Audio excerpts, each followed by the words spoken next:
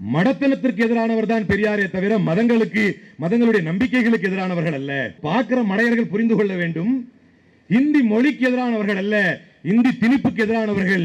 அது ஒரு சாதாரண மொழிதான். பாசிஸ்டுகளுடைய நோக்கம் என்னவென்றால், யாரும் உரிமைக்கு நிற்பவராக இருக்கக்கூடாது. அவன் சுயமரியாதையோடு, இன்னொரு பாஷையில சொல்லணும்னா, அவன் சுயமரியாதையோடு நிற்கக்கூடாது. தமிழர்களின் மீது பாசிச பாரதிய ஜனதா கட்சிக்கு இருப்பது வரலாற்று பகை. உணர்வற்ற பிண்டங்களாக இந்த தமிழ் சமூகம் மாற்றப்பட வேண்டும் என்பது அவர்களுடைய திட்டம். அதற்கு அவர்கள் கையில் எடுத்திருக்கும் பப்பட்டு தான் இன்னைக்கு இருக்கக்கூடிய முதலமைச்சர். முதல் நாள் வந்தவனே இப்படி கிழிப்போம், அப்படி கவுப்போம், இப்படி தூக்கிடுவோம் என்று 1000 கட்டுக்கதைகளை பேசினாயே. தர்மேந்திர பிரதானை எதிர்த்து ஒற்றை வார்த்தை பேசுவதற்கு இந்த சோஃபா மாடலுக்கு பலியான அத்தனை தலைவர்களில் யாரும் ஒருவர் வாய் திறக்கவில்லை. உங்களுடைய முகத்திரை கிழிந்து தொங்கிவிட்டது. உங்களுடைய இயலாமையை மக்கள் பார்த்து விட்டார்கள். சட்டம் ஒழுங்கு சந்தை சிரிக்கிறது.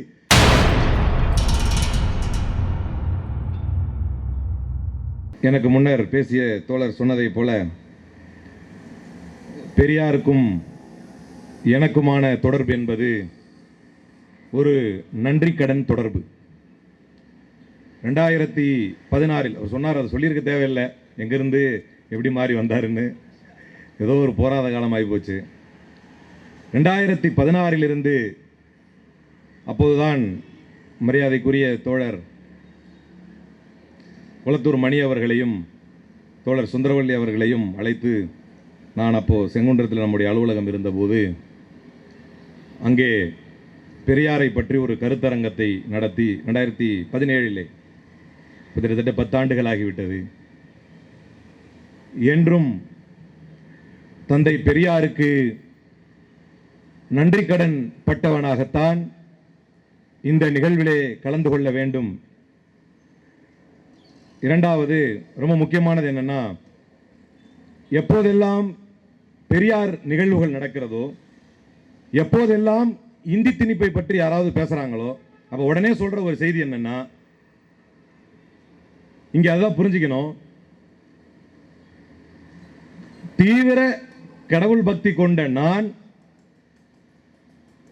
பெரியாரை ஏற்று பெரியார் மேடைக்கு வரும்பொழுது தெரிந்து கொள்ள வேண்டும், மடத்தனத்திற்கு எதிரானவர் தான் பெரியாரே தவிர மதங்களுடைய நம்பிக்கைகளுக்கு எதிரானவர்கள் அல்ல. அதாவது கடவுள் நம்பிக்கைக்கு எதிரானவர் அல்ல, அதன் பெயரால் கிடைக்கும் மடத்தனங்களுக்கு எதிரானவர் என்று. அதே போல ஓரளவு இங்க இருக்கிற எல்லாருக்கும் தெரிஞ்சிருக்கும், இந்தி தெரிந்ததனால் நம்முடைய முன்னாள் முதலமைச்சர் அவர்களோடு அவருடைய தமிழை பீகாரிலே ஹிந்தியில் மொழிபெயர்ப்பதற்கு அவரோடு சென்றிருக்கிறேன். எனக்கு ஹிந்தி தெரியும், எல்லாருக்கும் தெரியும். அப்ப பார்க்கிற மடையர்கள் புரிந்து கொள்ள வேண்டும், இந்தி மொழிக்கு எதிரானவர்கள் அல்ல, இந்தி திணிப்புக்கு எதிரானவர்கள். அது ஒரு சாதாரண மொழிதான். தேவைப்படும் பொழுது அதை கற்றுக்கொள்ளலாம் என்பதற்கு அழைக்கப்பட்ட நானே ஒரு பெரிய உதாரணமாக எடுத்துக்கொள்ளலாம். மொழிக்கு எதிரானவர்களோ முன்னேற்றத்திற்கு எதிரானவர்களோ அல்ல. மாறாக இதுல என்ன ஒளிஞ்சிருக்குது, இதுல என்ன பிரச்சனை அப்படின்னா, வக்ஃப் அமெண்ட்மென்ட் ஆக்ட் அப்படின்னு கொண்டு வரும் பொழுது நான் மீண்டும் மீண்டும் பதிய வைத்தேன். ஒரு ஷாஜகான் ரோடு அப்படின்னு பேர் இருக்கிறது அவனுக்கு பெரிய பிரச்சனை கிடையாது. ஒரு ஜாமியா மஸ்ஜித் இருக்கிறதா பெரிய பிரச்சனை கிடையாது. அந்த அடையாளம் அவனை உறுத்தும். அவன் இருந்ததாக அந்த அடையாளம் இருந்துச்சுன்னா உரிமை கோருவான். நானும் இங்க இருந்திருக்கிறேன், எனக்கும் வேறு இருக்குது அப்படின்னு சொல்லுவான். அப்ப பாசிஸ்டுகளுடைய நோக்கம் என்னவென்றால், யாரும் உரிமைக்கு நிற்பவராக இருக்கக்கூடாது. அவன் சுயமரியாதையோடு, இன்னொரு பாஷையில சொல்லணும்னா, அவன் சுயமரியாதையோடு நிற்கக்கூடாது. அப்ப நீங்க அவன் ஒரு திட்டத்தை கொண்டு வருவானே ஆனால், அவன் ஒரு செயலை கொண்டு வருவானே ஆனால், நீங்கள் சுயமரியாதையோடு நிற்கக்கூடாது, உரிமையை பேசக்கூடாது என்று சொன்னால் உங்களுக்கு அடையாளம் இருக்கக்கூடாது.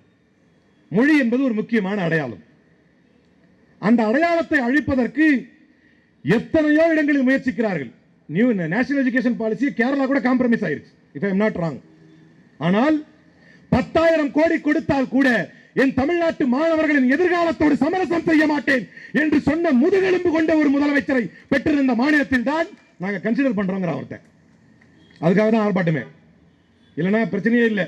திராவிட முன்னேற்ற கழகம் ஆட்சியில் இருக்கும்போது இந்த பதட்டம் நமக்கு இருந்ததில்லை. நீயே கொண்டு வர நினைச்சாலும் இங்கே ஒருத்தர் விடமாட்டார், தெரிஞ்சுக்க நின்றோம். ஆனால் ஒருவருடைய அடையாளம் அவர்களுக்கு பிரச்சனை, அந்த அடையாளம் சுமந்து வரும் உரிமை அவர்களுக்கு பிரச்சனை, அந்த உரிமை கோரும் போராட்டம் அவர்களுக்கு பிரச்சனை. அதனாலதான் இந்த மொழிகளின் மீது ஒரு திணிப்பு. இது இல்லைன்னு ஆகி போச்சுன்னா சிக்கலே இல்லாம ஒரு சமூகத்தை அடிமைப்படுத்தி விடலாம். இல்லைன்னா இவ்வளவு வெறி எங்கிருந்து வருது? அதாவது பாண்டியன் ஒருத்தர் ஒடிசால பட்நாயக்கு எய்டா இருக்கார், க்ளோஸ் எய்டா இருக்கார். அவரை விமர்சிப்பதற்கும் அவர் ஊழல்வாதியாக இருந்தால் நம்ம என்ன சீமானா ஊழல்வாதி தமிழ்காரனா இருந்தா கூட தமிழன் அவன் அப்படின்னு பேசுறதுக்கு அந்த வெறி நம்மகிட்ட கிடையாது. அவன் ஊழல்வாதினா ஊழல் விமர்சி, தப்பு கிடையாது. ஆனால் அவனை விமர்சிப்பதற்கு பதிலாக ஒரு தமிழ் பாபு உங்களை ஆளலாமா என்று அமித்ஷா கேட்டதற்கு பின்னால் இவர்களுக்கு தமிழின் மீதும் தமிழ் மக்களின் மீதும் தமிழ் உரிமையின் மீதும் தமிழர் மக்களின் மீதும் இருக்கக்கூடிய வெறியும் வேதனையும் அங்கு வெளிப்பட்டது. அது பத்தாதுன்னு இலை விரித்து சாப்பிடக்கூடிய தமிழர் கலாச்சாரத்தை பாண்டியன் மாதிரியே ஒருத்தனை கொண்டு வந்து எலெக்ஷன்ல, ஒரிசா எலெக்ஷன்ல பாண்டியன் மாதிரியே ஒருத்தனை கொண்டு வந்து அதை இலையை விரிக்க வச்சு அவன் சாப்பாடு போடுறான். அதை சாப்பாடை போட்டு அதில் வந்து மோரை ஊத்துறான். அவன் சொல்றான் ஒரிசாக்கார இப்படி சாப்பிடாத அப்படிங்கிறான். அதை காட்டுறான் வீடியோவில். அவன் அப்படி மோரை ஊத்தின உடனே அதோட வழிஞ்சிக்கிட்டு போகுது. பாய் பாய் பாண்டியா அப்படின்னு முடியுது விளம்பரம். பாண்டியாக்கு நீ பாய் பாய் சொல்ல யாரும் தப்பு சொல்ல போறது இல்லை. Prove him have politically he is unfit. தப்பு கிடையாது. அரசியல் ரீதியாக அவன் எப்படி தகுதியற்றவன் என்று நீங்கள் நிரூபிக்கலாம். உங்களை யாரும் கேள்வி கேட்க போறதில்லை.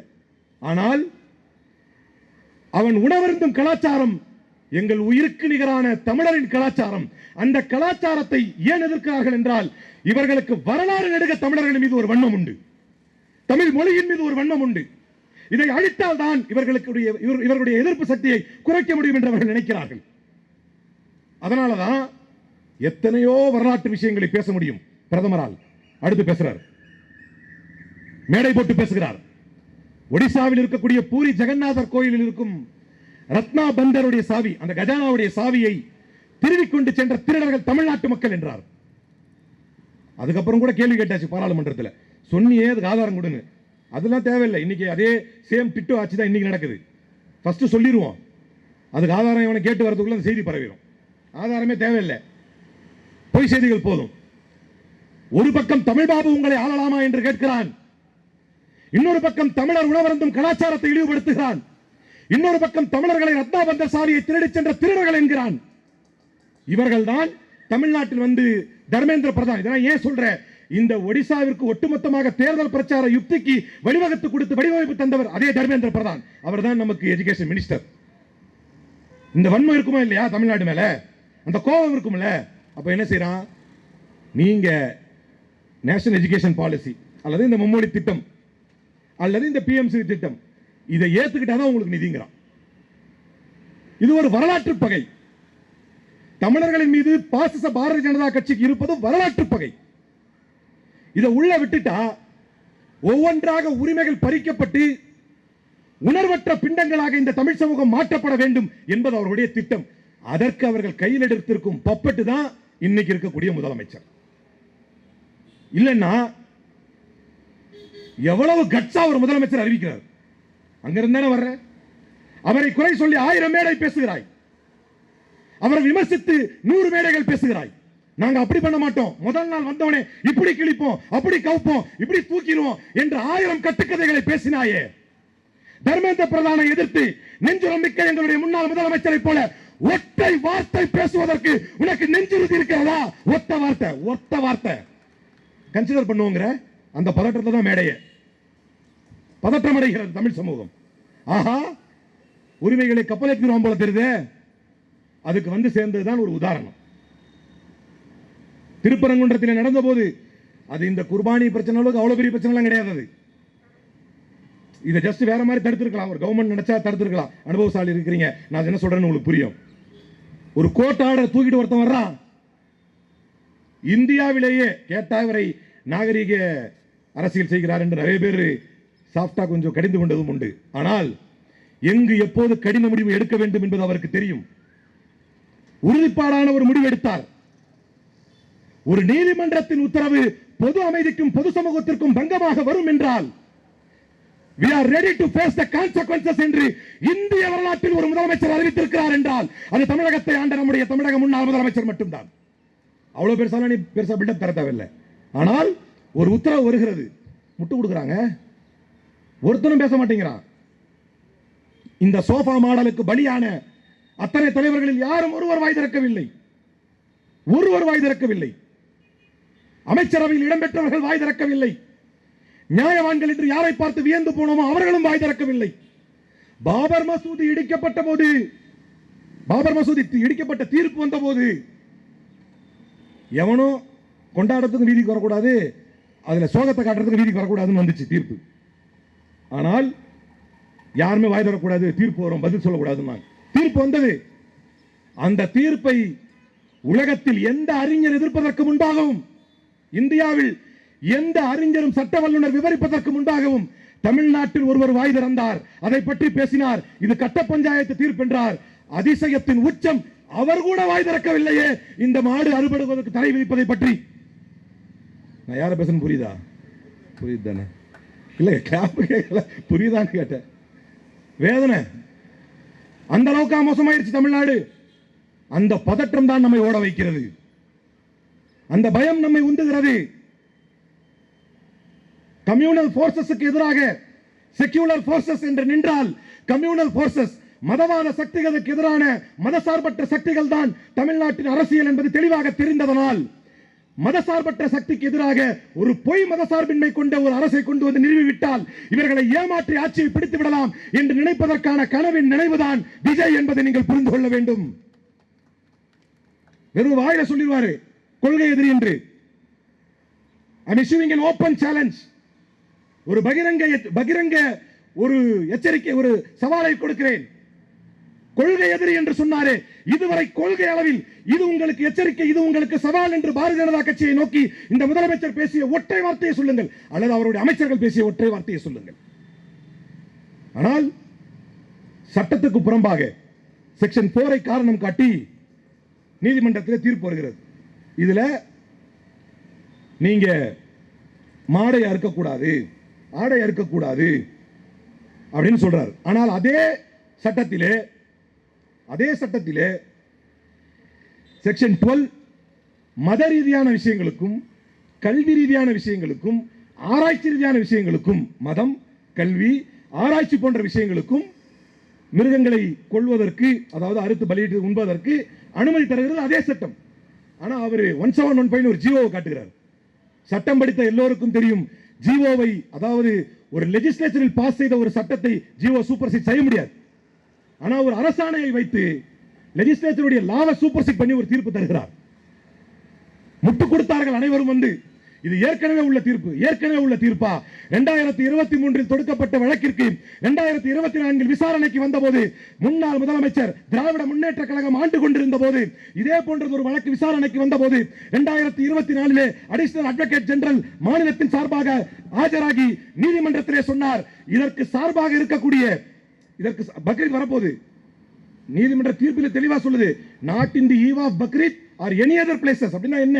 இது பக்ரீத்துக்கு மட்டும் பொருந்தாது, சாமிகளுக்கு படைக்கப்படுவதற்கும் அதற்கு பலியிடுவதற்கும் சேர்த்துதான் தீர்ப்பு. இன்னொரு வழியில சொல்றதா இருந்தா, இது இன்னொரு ஜெயலலிதாவுடைய ஆடு மாடு அடுக்க தடை சட்டத்தின் இன்னொரு வழிமுறை என்பதை புரிந்து கொள்ள வேண்டும்.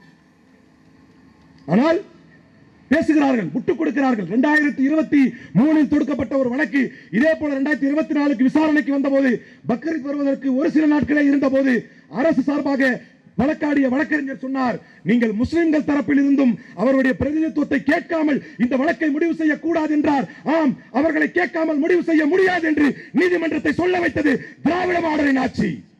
இந்த சோஃபா மாடல் ஆட்சி, அது என்ன நடக்கும்? இது ஏற்கனவே இருக்குது, அதெல்லாம் முடியாது, அதெல்லாம் தடுக்க முடியாது என்று சொன்னார்கள். முடிவு என்ன ஆனது? ஒருத்தன் சொல்றான் பப்ளிக் பிளேஸ்ல இருக்கிறது தான் தடை, பூட்டின வீட்டுக்குள்ள ஒருத்தன் எடுத்துக்கிட்டு இருக்க, அதை தூக்கிட்டு போயிட்டான். இந்த கேஸுடைய பெட்டிஷனரை பாத்தீங்கன்னா கூத்து என்னன்னா, நீதிபதி சொல்கிறார் அந்த பெட்டிஷனரை, he is an activist. Hindu மக்கள் கட்சி எப்போ ஆக்டிவிஸ்ட்ல சேர்த்தீங்க? நாம நீதிமன்றத்தில் எத்தனை வழக்கில் போனா, பொதுன வழக்கில் சென்றால் முதல்ல கேட்பாங்க, உங்களுக்கு ஹிடன் அஜெண்டா இருக்கா? நீங்க ஃபேமஸ் ஆகணும் இதை பண்றீங்களா? இந்தியாவில் நடந்த பல்வேறு கலவர குற்றச்சாட்டுகளுக்கும் இந்திய சுதந்திர வரலாற்றில் 3 முறைக்கு மேலாக தடை செய்யப்பட்ட, தன்னுடைய தீவிரவாத செயல்களுக்காக தடை செய்யப்பட்ட ஒரு அமைப்பின் பின்புலத்தில் இருந்து வந்தவன் நீதிபதி கண்களுக்கு ஆக்டிவிஸ்டாக தெரிகிறான். he is an activist. ஆனா அவன் கேட்டது என்னன்னா, நான் போனேன், ஊருக்கு வெளியே மாட்டை அடைச்சி வச்சிருந்தாங்க, அதுல கண்ணுக்குட்டியும் பசுமாடும் இருக்கான்னு பார்க்கணும், அப்படி இருந்தா நீங்க கைட்லைன்ஸ் கொடுக்கணும் தான் கேட்டான், வேற பெருசா கேட்கல. அவன் கேட்ட பிரேயருக்கு மேல, சட்டப்படி அவருக்கு அதிகாரம் இருக்குதுங்கிறது வேற, அவன் கேட்ட பிரேயருக்கு மேல தீர்ப்பு. என்ன சொல்றாரு? மாடு மட்டுமல்ல, அவர் தீர்ப்புல தெளிவா இருக்கு. அது வந்து வேகாவும் இருக்குது, ஆர்பிட்டரியாவும் இருக்குது. மாடு மட்டுமல்ல, அவர் சொல்லக்கூடிய தீர்ப்பின்படி கவு அண்ட் எனி அதர் அனிமல்ங்கிறார், எல்லா மிருகத்தையும் இந்த அரசு வேடிக்கை பார்க்கிறது. இந்த இதுக்கே படுத்துட்டீங்களே. இந்தி திணிப்பு என்பது ஒரு வரலாற்று பகை. பேரறிஞர் அண்ணா உருவாக்கி வைத்த ஒரு வரலாறு. இந்தியா முழுக்க அவரவருடைய பிராந்திய மொழிகள் அழிந்த போதும் தமிழ் மொழி தன்னுடைய தனிச்சிறப்போடு தலை நிமிர்ந்து நிற்கிறது என்றால் அது திராவிடத்தால் தான் என்பதையும், அது தந்தை பெரியாரால் தான் என்பதையும், அதை அறிஞர் அண்ணாவால் தான் என்பதையும் வரலாறு மறக்காத ஒரு பெரும் ஹெரிடேஜ். அது எப்படி நீ தாங்குவ? இப்பதான் பார்த்தேன், கிராஸ் பண்ணி வரும்போது இங்க ஒட்டி இருக்கு, பாத்தீங்களா பேனரு? கவனிக்கலையா? சிங்கப்பெண் அதிரடி திட்டம் ஏதோ எவ்வளவு பாருங்க கொடுமைய. இவர் எங்க போயிட்டாரு? அவர் உதவியாளர் ஃபங்க்ஷனுக்கு போயிட்டாரு. ஏண்டா கூலி படத்தை பார்த்தேன்னு ஒரு முதலமைச்சர் சொன்னது அவ்வளவு பெரிய பிரச்சனையாக்குனீங்களே. ஒரு அரசுக்கு பெண்கள் தினந்தோறும் கற்பழிக்கப்படுகிறார்கள், குழந்தைகளுடைய கற்புக்கு பாதுகாப்பில்லை, பச்சை குழந்தைகள் நடந்து செல்ல முடியவில்லை, வயது முதிர்ந்தவர்களுக்கு 61 வயது முதியவருக்கு பாதுகாப்பில்லை, சாதிய படுகொலைகள் நடந்து கொண்டிருக்கிறது, 6 பேர் தொடர்ந்து வெட்டப்படுகிறார்கள். தந்தை கண்முன், மகனின் கண்முன்னே மகன் கழுத்துல கத்தியை வச்சு தந்தையை கொள்வதை நீ பார்க்கணும்னு கொண்டு போயிருக்கான். சட்டம் ஒழுங்கு சந்தி சிரிக்கிறது. உனக்கு உன்னுடைய நண்பனின் திருமணம் கேட்கிறதா? திருமணமா என்னது? கல்யாணம் கூட கிடையாது. நம்ம தான் ஓவரா நினைச்சுக்கிட்டோம். கல்யாணம் எப்பயாவது லைஃப் டைம் ஈவென்ட் நினைச்சுக்கிட்டோம். பால் காய்ச்சது நீ தள்ளி வைக்க சொன்னா வைக்க போறான். இதுதான் இந்த ஆர்ப்பாட்டத்திற்கான அச்சம் என்று நினைக்கிறேன். ஏன் இப்படி போராட வேண்டும்? ஒரு மொழிக்காக போராடுவது என்பது, அந்த மொழியின் மீது வெறி கொண்டவராக இருந்திருந்தால் ஹிந்தி தெரிந்த என்னை அழைத்து அந்த ஆர்ப்பாட்டத்தில் பேச வைக்க மாட்டார்கள். இந்தியை கற்றுக்கொள்ளும் ஆர்வம் அனைவருக்கும் உண்டு. இந்தியை தெரிந்து கொள்ளும் ஆர்வம் அனைவருக்கும் உண்டு. இந்தியை தெரிந்து கொண்டால் தான் நீ 8வது பாஸ் செய்ய முடியும், 10வது பாஸ் செய்ய முடியும் என்று திணித்து, உங்களுடைய மொழியின் மூலமாக உங்களுடைய கலாச்சாரத்தை திணித்து எங்களுடைய உரிமைகளை பறிக்க நினைப்பதற்கு எதிரான போராட்டம் தான் இந்த போராட்டம். எனவே இந்த மாநில அரசு from the very beginning, from the very first day, it is a spineless government. இது ஒரு முதுகெலும் பெற்ற அரசு. நான் ஆட்சிக்கு வந்த முதல் நாளே, ஃபர்ஸ்ட் நாளே he started excusing. கஜானாவை தொடச்சி வச்சுட்டு போயிருக்க பண்ணார். சுழற்றி காட்டினார் சாட்டையை முன்னாள் முதலமைச்சர். கொடுப்பதற்கு மனமும் செய்வதற்கு ஆற்றலும் இருந்தால் உங்களால் முடியும் என்றார். இப்போதும் சொல்கிறேன்.